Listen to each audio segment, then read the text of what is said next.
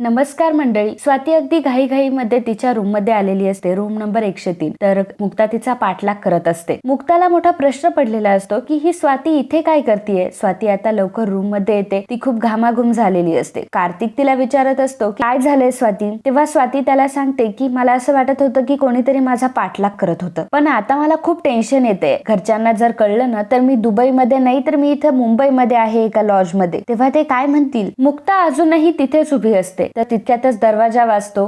स्वाती विचारते की कोण असेल. मी चहा मागवला होता, चहावालाच असेल. तर दारावर खरोखर चहावाला असतो. स्वाती कार्तिकला चहा देते. पुन्हा एकदा परत दरवाजा वाजतो. तर कार्तिक म्हणतो की अगं रूम सर्व्हिस वाला असेल. स्वाती दरवाजा उघडायला जाते. तर परंतु यावेळी मुक्ता ही दरवाजामध्ये उभी असते. मुक्ताला बघून स्वाती खूपच घाबरलेली असते. तर इकडे सागर घरी आलेला असतो. सई सागरला म्हणत असते की पप्पा अरे कुठे होतास तू, मी केव्हाची तुझी वाट बघते ना. सागर म्हणतो की हो बदमाश, म्हणून तर मी लवकर आलोय ना. बरं मला सांग तू मला का लवकर बोलवलंयस. सई सागरला विचारते की सांग पप्पा आज काय आहे. तेव्हा सागर म्हणतो की आज खूप इम्पॉर्टंट डे आहे. सई म्हणते की पण काय काय आहे आज इम्पॉर्टंट. तेव्हा सागर तिला सांगतो की आज तुझ्या पप्पाला फूड कंपनीचं लायसन मिळालंय. सई आता रुसून बसते आणि म्हणते की तुला काम सोडून काहीच लक्षात नसतं. तर सागर तिला म्हणत असतो की ए रुसणारी मुलगी सांग ना काय आहे आज, मला खरंच नाही आठवते. तेव्हा सई म्हणते की मुक्ताई जे मला 2 बदाम देते ना त्यातले 2 बदाम ना तुला दिले पाहिजे. अरे 1 मंथ आधी आजच्याच दिवशी मला मुक्ताई मिळाली होती आणि आजच्याच दिवशी तुझं आणि मुक्ताईचं लग्न झालं होतं. आजू आणि बाबाची अॅनिव्हर्सरी झाली ना, आता तुमची 1 मंथ अॅनिव्हर्सरी आपण सेलिब्रेट करूयात. तेव्हा सागर म्हणतो की ठीक आहे करूयात आपण अॅनिव्हर्सरी. त्यामुळे सई फार खुश झालेली असते. तर इकडे स्वातीने सगळी हकीकत मुक्ताला सांगितलेली असते. तर कार्तिकही मुक्ताला म्हणत असतो की खरं सांगतो वहिनी माझी यामध्ये काही चूक नव्हती. त्या मुलीनेच माझ्यावर नको ते आरोप. आणि तुम्हाला पण माहितीये की दुबई सारख्या शहरामध्ये रेपची केस म्हणजे डायरेक्ट फाशी असते. अहो त्या मुलीने मला खोट्या केसमध्ये अडकवलंय आणि अशा सेन्सिटिव्ह केसेस मध्ये नेहमी मुलींचीच बाजू ऐकली जाते. भलेही तो पुरुष कितीही खरं बोलला असला तरी त्याचं कोणीच ऐकत नव्हतं. आणि तसंही मी दुसऱ्या देशात अडकलो होतो. मुक्ता वहिनी अहो तुम्हाला सांगतो की कितीतरी दिवस मी झोपलो सुद्धा नव्हतो. फ्रस्ट्रेट इतका झालो होतो की असं वाटलं होतं की आता स्वतःला संपवावं. इकडे सई सागरला म्हणत असते की अरे पप्पा तुला काही जमणार आहे का. तेव्हा सागर म्हणतो की आता काय करावं लागेल. सई म्हणते की थांब मी तुला सांगते. सागर तिला म्हणतो की तुला काय हे सगळं जमणार आहे का आणि तुला कोणी शिकवलं हे सगळं. तेव्हा सई म्हणते की मला मुक्ताईने शिकवलं. त्या दिवशी आजूची अॅनिव्हर्सरी होती ना, त्या दिवशी आम्ही दोघींनी मिळून केक बनवला होता. सागर विचारतो आणि केकची रेसिपी अजूनही तुझ्या लक्षात आहे. सई म्हणते की हो पप्पा, शेवटी मी सई सागर कोळी आहे ना आणि मी माझ्या पप्पा सारखीच हुशार आहे, त्यामुळे मी शिकवेल आता. इकडे कार्तिक मुक्ताला म्हणत असतो की त्या मुलीने माझं सगळं आयुष्य उद्ध्वस्त केलंय. तर मुक्ता त्याला म्हणत असते की आपण त्या मुलीशी एकदा बोलून बघूयात का. तेव्हा कार्तिक म्हणतो की मी तिच्याशी खूप वेळा बोललोय, परंतु शेवटी त्या मुलीने तिचे खरे रंग दाखवले आणि तिने माझ्याकडे 15 लाखाची मागणी केली. मुक्ता म्हणते की बापरे हे तर ब्लॅकमेलिंग आहे. तर स्वाती म्हणत असते की बघ ना आता आमच्याकडे 15 लाख रुपये असते तर आम्ही देऊन मोकळेही झालो असतो, पण आता 15 लाख रुपये नाही आम्ही उभे करू शकत, म्हणून आम्हाला इथे लपून राहण्याची वेळ आली आहे. मुक्ता म्हणते की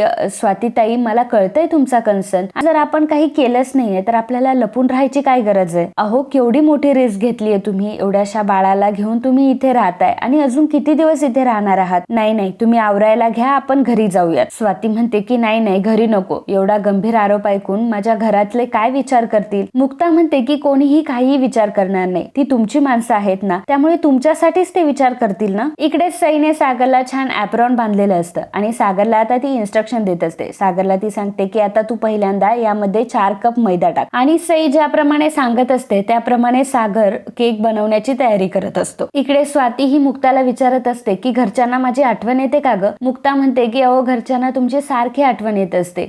मम्मींच्या तर डोळ्यात तुमचं नाव काढलं तरी पाणी येतं. हे सुद्धा नेहमी चहा पिताना तुमचीच आठवण काढत असतात. लकी जेव्हा काहीतरी प्लॅन बनवतो तेव्हा तुमची आठवण काढतो आणि कोमल ती तुमच्याशिवाय सेल्फी तरी कशी काढणार. अहो आपली सई सुद्धा तुमची आठवण काढत होती. काल बोक्याला ती म्हणत होती की माझी स्वाती आज तू परत आली ना, येताना ती तुझ्यासाठी ना बेल्ट घेऊन येईल. अहो ती तुमची माणसं आहे आणि तुम्हाला अजिबात नाही जज करणार. तर सई आणि सागर इकडे मिळून छान केक बनवत असतात. तर सागरला जेव्हा कॉल येत असतो तेव्हा सई मात्र तो कॉल कट करून टाकते. सागर सुद्धा सईच्या आनंदामध्ये खुश असतो. तर इकडे मुक्ता स्वातीला म्हणत असते की जर तुमची काही चूकच नाहीये तर तुम्ही कशाला तुमची नजर खाली करायची. तेव्हा कार्तिक म्हणतो की नजर खाली करायचा प्रश्न नाहीये, तू 15 लाख जमवू शकत नाही याची लाज वाटते. मुक्ता म्हणते की हो जिजू 15 लाख रुपये म्हणजे काही थोडी रक्कम आहे का, आणि तुम्ही एकट्याने प्रयत्न करण्यापेक्षा आपण जर सर्व मिळून प्रयत्न केले तर कदाचित लवकर उभे राहतील. तुम्हाला एक गोष्ट सजेस्ट करू का, म्हणजे सागर तुम्हाला या सगळ्या गोष्टीमध्ये नक्कीच मदत करतील. कार्तिक म्हणतो की नाही, या गोष्टीमधून आम्ही स्वतः बाहेर निघू. स्वाती म्हटली होती की मी माझे दागिने विकते, परंतु मी तिला नाही म्हटलो. मी बापूंना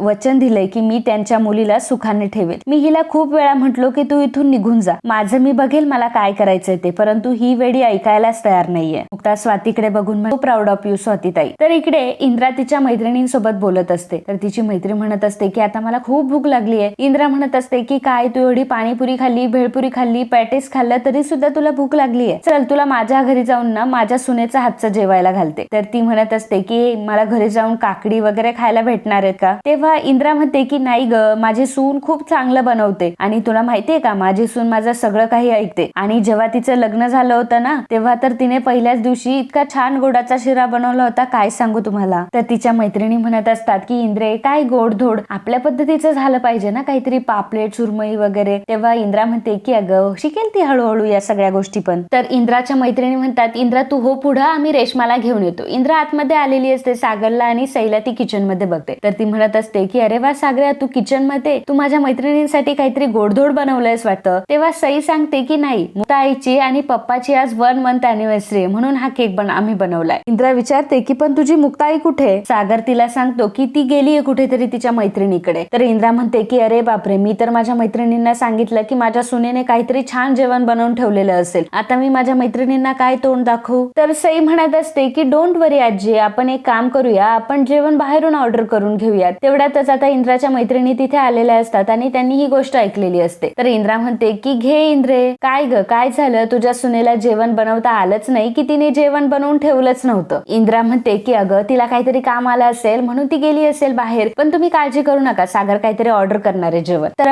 इंद्राची मैत्रीण म्हणत असते की आम्हाला हॉटेलचं खायचं असतं तर आम्ही इथे कशाला आलो असतो, आणि आम्हाला चांगली म्हणत होती ना तू, तुझी सून तुझं सगळं काही ऐकते आणि खूप छान स्वयंपाक बनवते म्हणून, पण इथे कसलं जेवण आणि कसलं काय. तर दुसरी बाई म्हणत असते की शेवंता, हिची सून हिच्या डोक्यावर मिऱ्याच वाटणार आहे बघच तू. तर शेवंता म्हणत असते की ते तर आता दिसतच आहे आपल्या सगळ्यांना, चला आपण इथून निघून जाऊयात. आता तिच्या मैत्रिणी तिथून निघून जातात. इंद्रा त्यांना थांबवण्याचा प्रयत्न करत असते परंतु त्या काही थांबत नाही. इकडे कार्तिक म्हणत असतो की वहिनी तुम्ही अजिबात काही काळजी करू नका आणि घरच्यांना काही सांगू नका, 15 लाख रुपये जमवण्याचा आम्ही प्रयत्न करतो. मुक्ता म्हणत असते की वहिनी मी तुझ्या पाया पडते परंतु घरातल्या कोणालाच काही सांगू नको. लग्न झालं की सुख मोठं करून सांगावं आणि दुःख मुठीत ठेवून सांगावं, त्यामुळे आता यांचा जो मान आहे तोच माझा मान असेल. मुक्ता म्हणते की मला म्हणणं पटतंय तुमचं, परंतु 15 लाख रुपये काही छोटी रक्कम नाहीये. स्वाती म्हणते की एक वेळ आम्ही उपाशी राहू पण काहीतरी करू. तेव्हा मुक्ता म्हणते की आम्ही नाही आपण, मी आहे या प्रॉब्लेम मध्ये तुमच्या सोबत, आपण काहीतरी मिळून काहीतरी तरी मार्ग काढूयात. तर इकडे सर्वजण मुक्ताची वाट बघत असतात. मुक्ता अजूनही आलेली नसते, त्यामुळे इंद्रा म्हणत असते की ही कुठे गेली ही मुक्ता, आज माझ्या मैत्रिणी तिच्या हातचं जेवायला आल्या होत्या परंतु तिचा काही तपासच नाही. तर बापू म्हणत असतात की अगं असेल तिला काहीतरी महत्वाचं काम. इंद्रा म्हणत असते की तुम्ही तर काही बोलूच नका, तुमचे मित्र जर घरी माझ्या हातचं मटण खायला येणार असले आणि मी जर घराबाहेर असले तर तुम्हाला कसं वाटेल. आणि मला काळजी ह्या गोष्टीची वाटते की सईची जबाबदारी आपण ह्या मुलीवर दिलीये. तर इकडे मुक्ता स्वाती आणि कार्तिकला म्हणत असते की बँकेत माझा एक मित्र काम करतो, आपण या सगळ्या गोष्टीसाठी त्याची मदत घेऊया का, आपण 15 लाखांचं लोन करूयात का, एकदा त्याच्याशी बोलून बघते. आणि अशा सिच्युएशन मध्ये आपण एकत्र उभे नाही राहणार तर कोण राहणार, मी आहे तुमच्या सोबत. मुक्ता त्यांना कॉल करायला लागते परंतु मुक्ताचा फोन तेव्हा स्विच ऑफ झालेला असतो. आणि मित्रांनो आजचा हा भाग इथे संपतो. पुढील भागात आपल्याला बघायला मिळणार आहे मुक्ता आता घरी आलेली असते. इंद्रा मुक्ताला विचारत असते की तुला एवढे फोन केले, तू एक फोन सुद्धा उचलला नाहीस. आणि माधवीला ती विचारत असते की काय हो, लग्नाआधी सुद्धा ही अशीच वागायची का. मुक्ता सागरला सॉरी म्हणत असते परंतु सागर म्हणतो की